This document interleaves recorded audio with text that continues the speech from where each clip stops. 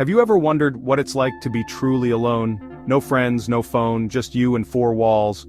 For my next challenge, I locked myself in a small room for 7 days, 168 hours with only my thoughts. The silence was deafening. My world shrank to a bed, a toilet, and endless time. At first it felt like a vacation. I tried to make a schedule push-ups, pacing, sleep, but with no clocks or sunlight, time lost all meaning. I counted tiles, recited song lyrics, even talked to myself just to break the silence. The smallest outside sounds, cars, birds, became things I missed desperately. The real challenge wasn't boredom, it was facing myself with nowhere to hide.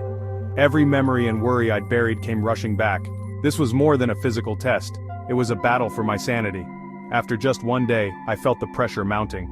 I realized, this was going to be the hardest thing I'd ever done. And I still had 6 days to go.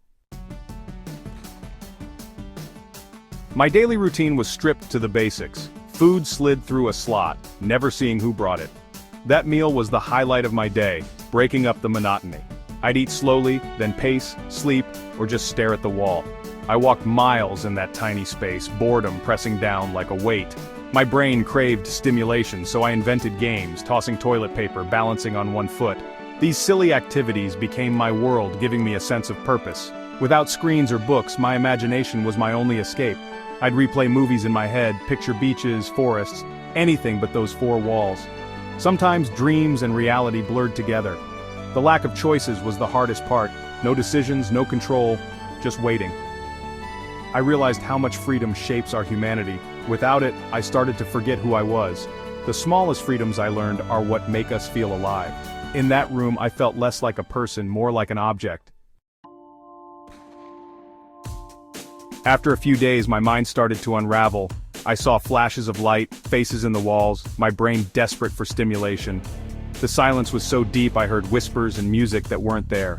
To fight loneliness, I talked to the toilet, Carl, the bed, Bertha, and even made a friend out of a toilet paper roll, Raleigh.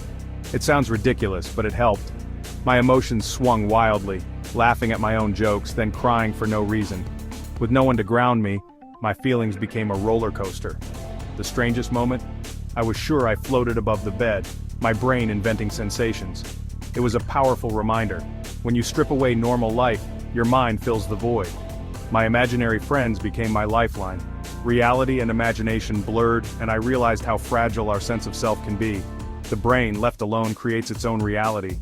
And sometimes it's a wild ride. The real battle was mental, not physical. Loneliness ached